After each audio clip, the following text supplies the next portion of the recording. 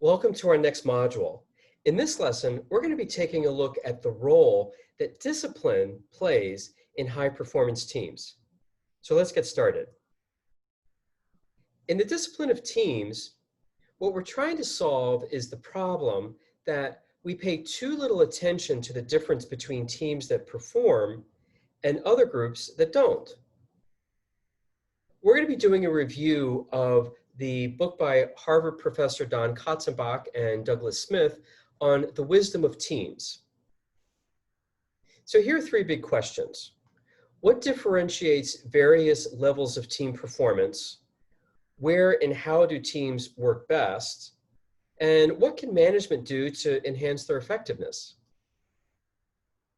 So a study group was done taking a look at 50 high-performance teams over 30 large companies in the United States and abroad. Here are some initial findings. That basic discipline makes teams work. It's discipline. Teams are good with performance, but good performance is inseparable from the discipline. Most executives are going to advocate that teamwork is the way to go, and that's typically it's the right analysis, that you want to have a team as opposed to a working group. And we're going to go into a definition of how those two differentiate from each other. Now, not all groups are teams. So if we take a look at comparing the numbers to each other, a working group has a strong and focused leader, but a team has shared leadership roles. A working group has individual accountability, but teams have individual and mutual accountability. Working groups have a group purpose, which is typically aligned with the organizational mission. But on teams, the specific team purpose is what the team delivers on. It doesn't necessarily match the organizational mission. Number 4 is that individuals create the work on teams. The team itself makes a collective work product. 5th is working groups run efficient meetings. With teams, they have open-ended discussions, active problem-solving meetings, they meet outside of meetings. And 6, in working groups, they measure their effectiveness indirectly by its influence on others, let's say financial performance of the business. But in teams, they measure their performance directly by assessing collective work products. So what did the team produce is how they measure performance. And number 7, working groups will discuss and decide and delegate work out. But in teams, they decide who actually does the real work, and everyone contributes on a team. Now, here's what teamwork represents. It's a set of values that encourage listening and responding constructively to views expressed by others. They give others the benefit of the doubt, so if they're not necessarily 100% on board with what people are saying, they'll be patient with that. They provide support to their team members, and they recognized each other's different interests as well as the achievements of others on the team. So they're supportive. Now, these values matter for a few reasons. It helps the team perform, and it also promotes individual performance within the organization. Some basic ideas to remember is that the word team is actually used too loosely. A lot of times teams are actually working groups. Now, working groups, an easy way to remember what those are is that they measure performance based on the individual contribution. A team is measured on performance by the individual and its mutual accountability. So what do they do together? Now, the mutual accountability, working as a team, can give you astonishing results. And team performance can exceed the best performance of the individual, which is why they're so attractive. So to achieve these team benefits, the team members must do more than listen and respond constructively and provide support to each other, but they also have to share an essential discipline, a shared discipline. So here's how extra performance is delivered. A working group performance is a function of what its members do as individuals. The team performance, again, is going to have individual performance as well as collective work products. And a collective work product is something that what two or more members put together. In working groups, they tend to be effective in large organizations. Again, the individual accountability is very important. The best working groups do share information, perspectives, and insights, and they tend to make decisions that help each person do their job better. But again, they reinforce that individual performance standard. Now, here's how you get team discipline. There's 5 components. The first is that there has to be a meaningful common purpose that the team has helped to shape. So the team must have their own purpose, and they have to develop their own view of that purpose. Discipline 2 is there have to be specific performance goals that flow from the common purpose. An example would be getting a new product to market in less than half the time, some goals that would inspire people and challenge them. Sense of urgency, very important. There has to be some time boundaries here. Members also have to focus on the collective effort and ignore differences in title or status. So everyone's equal on the team. Discipline 3 is a mix of complementary skills. So we need to have people that have that technical or functional expertise. We need some people that know how to solve problems and make decisions for the team. We need people that have good interpersonal skills so that everyone gets along. And most teams don't start out with all the skills that they need. They're developed as the challenge requires and evolves. Discipline 4 is a strong commitment to how the work gets done. So the teams have to agree on who does what job. They schedule what's the deadlines are going to be, and they're going to honor those. They decide how decisions will be made or modified. Each member has to do equal work, and all members, including the leader, have to contribute in concrete ways collectively to the work product. So not a lot of delegating. Discipline 5 is mutual accountability. Trust and commitment cannot be coerced out of the group. It has to be developed. The process of agreeing upon goals is how the members forge an accountability to each other, not just to the leader. And after that discipline's been established, the team focuses on the critical challenge. If the purpose is to make recommendations, then the team has to make a fast and constructive start and then hand off those clear recommendations to whoever's going to implement those. If a team is going to be making or doing things, specific performance goals must be kept in sharp focus for this task. If it's a team that runs things, like runs a department, the primary task is to distinguish the challenges that require a real team approach from those that don't. So they might need a working group. Now, if a task doesn't demand joint work products, then a working group could be more effective. Team opportunities are usually those in which a hierarchy or organizational boundaries have inhibited the skills and perspectives needed for optimal results. So the structure of the company right now, it needs to go into a team so you can break out those hierarchies. Now, teams do differ fundamentally from working groups. Again, teams require both individual and mutual accountability. Teams are going to rely more on the group discussion, debate, and decision. Teams are going to rely more on sharing information and best practice performance standards. And the teams are going to produce discrete work products through the joint contributions of the members. So think about the team is making a deliverable. So now this is why the teams can perform at all levels greater than the sum of all the individuals. That's the reason for a team, that when you put all the individual contributions together, you get more out of the team product. So a team is actually more than the sum of its parts. And here's how you develop team discipline. So step 1 is think about teams as discrete units of performance and not just as positive sets of values. So a team is a small number of people with complementary skills. They're committed to a common purpose, a set of performance goals, and an approach for which they hold themselves mutually accountable. The second step is the essence of a team is common commitment. Without this, groups perform as individuals and then performance can drop. Now, with the common commitment, they can become a powerful unit of collective performance. Step 3 is that teams develop direction. They develop momentum and commitment by working to shape a meaningful purpose.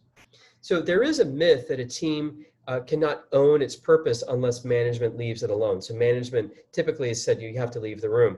That actually causes confusion.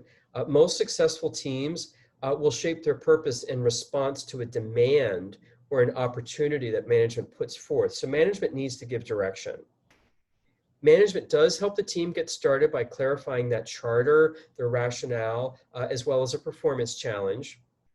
Now, management can also leave flexibility for the team to develop commitment around its own specific sets of goals, timing, and approach. So it can give them autonomy. Step 4 is that the best teams invest a lot of time and effort exploring, shaping, agreeing on a purpose that belongs to them, both collectively and individually. Failed teams rarely have a common purpose. So this is how you can predict if your team's going to fail. If they don't have a common purpose, probably not going to do so great. Step 5 is that the best teams will translate their common purpose into specific performance goals. For example, reducing the reject rate from suppliers by 50%, increasing graduate math scores from 40% to 95%. If specific goals aren't made or they don't relate to overall purpose, the team members can become confused, they could pull apart, and they could revert to mediocre performance. However, when the purpose and goals are built on one another and are combined with team commitment, they do become a powerful engine of performance. And here are 9 more building blocks to high team performance. So block number 1 is there is no one guaranteed how-to recipe for building team performance. There isn't one specific way to do it. There are multiple pathways to success. Block number 2 is please establish some level of urgency, demand some performance standards and some directions, put in deadlines. Now the members must feel that the goal is urgent and it's a worthwhile goal to achieve. They need to know the expectations. Greater urgency is going to give you greater commitment, greater performance. Those strong performance ethics create strong teams. Block 3, select members for the skill and their skill potential, not just for their personality. You will need all the skills necessary, so get the right team members. Most skill needs are going to be determined after the team has been performed, which is why exploring outside the team for outside resources might be needed. Choose members for their existing skills and potential to improve and learn new ones, because you're not necessarily going to have all the skills on board right away. Block number 4 is pay attention to those first meetings and actions. Initial impressions mean quite a bit. Everyone's going to be monitoring the signals given by others to either confirm or suspend or dispel assumptions and concerns. They do pay particular attention to the leader. So for example, if a leader leaves a meeting, the launch meeting, to take a call, what would that suggest to you? Or if a leader approached a quiet member and asked their opinion on a matter, what would that suggest to you? So the first one, leaving the meeting to take a phone call, means they might not care about you or the team too much, but engaging some of those quieter members means they might care. And they're inclusive. Block 5 is to make sure that you set clear rules of behavior. Develop rules of conduct so that the purpose and performance goals can be achieved. Attendance is most important. Do you want to make it mandatory? You can only miss 2 meetings. You have to attend 80% of meetings to stay on the team. Maybe no outside calls during the meeting. All phones are off. So set up those attendance rules. During discussions, what are the time limits, if any? Do you have a rule about not interrupting people, or is interrupting okay? What about confidentiality? Only items leave the room that are explicitly voted on. What do you want to do about that one? And then there's end product orientation. Everyone gets assignments and does them, or they are able to delegate out, deadlines again.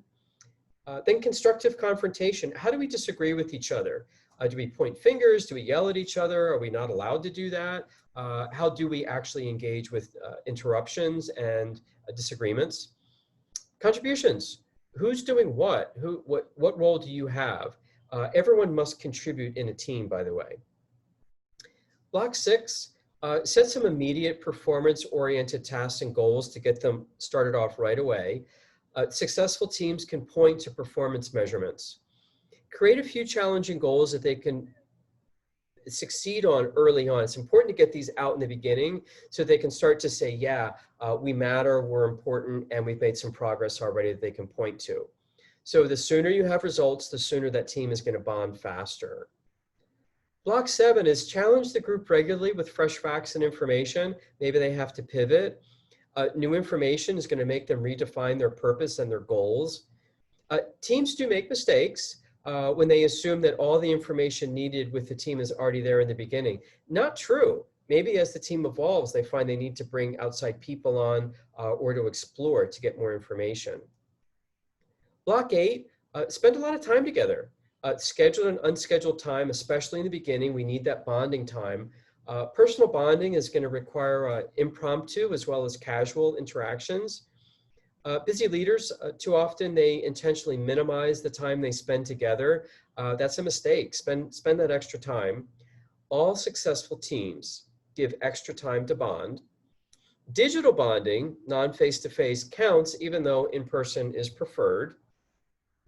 Block 9, exploit the power of positive feedback, exploit recognition, give rewards. Positive reinforcement works really well on a team.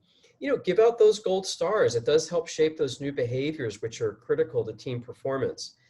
One example, members may be alert to a shy person's attempts to contribute, and they can make it easier for that person to contribute by going forward, by encouraging them, saying, hey, I think you have some good ideas. Can we have a cup of coffee? I think you should bring that to the group. You can reward people with money if you want to do that. However, you may find that rewarding them publicly by calling out good contributions works just as well. And the ultimate reward is the team pride and satisfaction that they succeeded. And here are 6 keys to specific and measurable performance goals. Key 1, it helps to define a set of work products that are different both from an organization-wide mission and from individual job objectives. These work products require collective effort of the team members. By contrast, gathering from time to time to make decisions won't sustain team performance. So get that collective work product out there. Key 2 is specificity of performance objectives are going to facilitate clear communication and constructive conflict with the team. So the more clear you are, the better. Clear goals forces the team to figure out how to achieve the goal or to reconsider the goal. Ambiguous goals are going to make for an unproductive team. Key 3, attainability of specific goals helps the team maintain their focus. So make sure they can attain it. Set some yardsticks where they can measure their performance, and you can then monitor your own progress. Key 4, the specific objectives are going to have a leveling effect conducive to team behavior. So when titles and leadership roles fade and everyone focuses on the challenge, the goal is met faster. So some people can be intimidated by the leadership because of their title. Individual status is going to fade in the shadow of the common goal, and that's what we're looking for. Key 5 is specific goals allow a team to achieve small wins along the way. So make sure those small wins are there. They're motivating. Key 6 is that performance goals are compelling. They're symbols of accomplishment that motivate and energize. They challenge the team to commit themselves to make a difference. So bring in that drama, bring in urgency, a healthy fear of failure that actually drives a team. Make it clear only the team can win and it's their challenge. So purpose and specific goals. The combination of purpose and specific goals is essential to the performance. Each are going to depend upon each other to remain relevant and vital. Those clear performance goals keep track of progress and maintains that accountability. And the purpose supplies the meaning and the emotional energy of the group. Regarding team size, there is debate on this. In this study, they looked at 2 to 25 per team. Less than 10 performs the best. Over 50, it's so large that you're going to have sub-teams forming. Large teams have trouble interacting constructively with each other. And then, of course, you get the logistical issues. How do we have a convenient time for 50 people to get together? Where do you find a room big enough? You can sometimes get that crowd behavior, which is not helpful. A common purpose that people agree on might be so watered down that it becomes meaningless. And then cynicism can emerge. So smaller is better. And then who goes on the team? What skills are you looking for? There's 3 kinds to focus on: technical, the problem solvers, and then those with interpersonal skills. So on the technical functional expertise, make sure that you've got all the technical support that you need. New product teams, for example, only constructed of marketing executives aren't going to make a product that works. Anyone that needs to make those details work should be on that team. Problem solving and decision-making skills, identify the problems as well as the opportunities, evaluate those options and trade-offs, and be able to make difficult decisions and move forward. You're going to need someone on the team that's going to be able to kick the team and say, we need to choose here and move forward, make that trade-off. So a team member who can facilitate that process needs to be on the team. Otherwise, you won't move forward. Regarding interpersonal skills, you need effective communicators. You need those members who can have conflict constructively. That includes someone who knows how to take risks. They can do helpful criticism. They're objective. They have active listening. They can give the benefit of the doubt, recognize interests, achievement of others. So we need those people that are likable. Now, how the team works together is important, and those with those good interpersonal skills can keep that team getting along.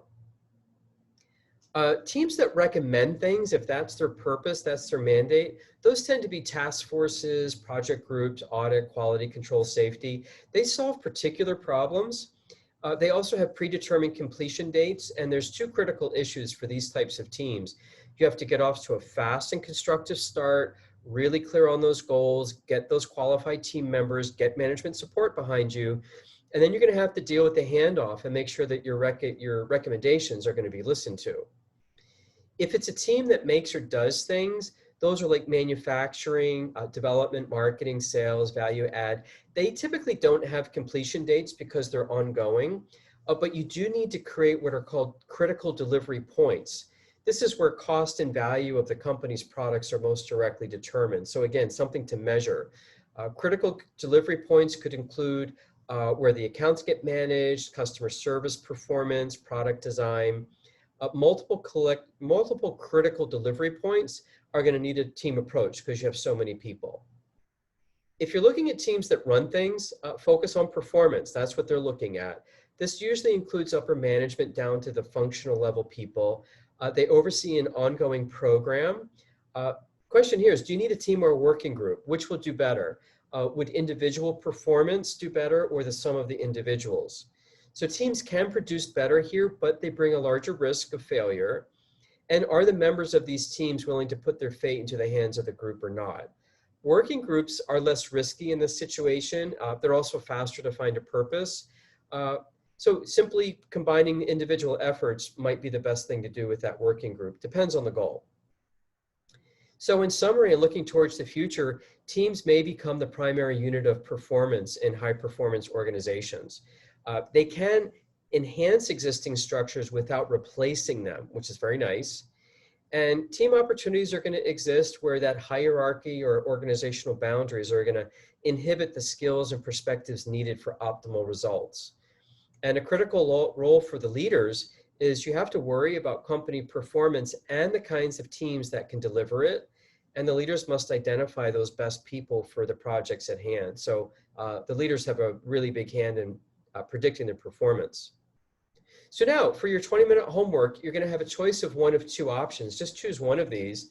Option one is recall a team that you were on and what aspect of this lesson's recommendations were on that team, i.e. did you have clear goals? Was there a launch meeting?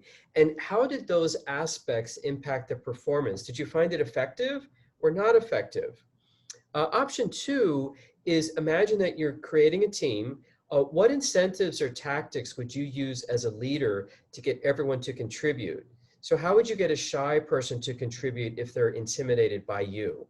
So just choose one of these two. And this should only take you a few minutes. So it is a written exercise. So I hope you enjoyed today's lesson. And I hope that the homework is going to be insightful for you. And I will see you at the next lesson. Take care.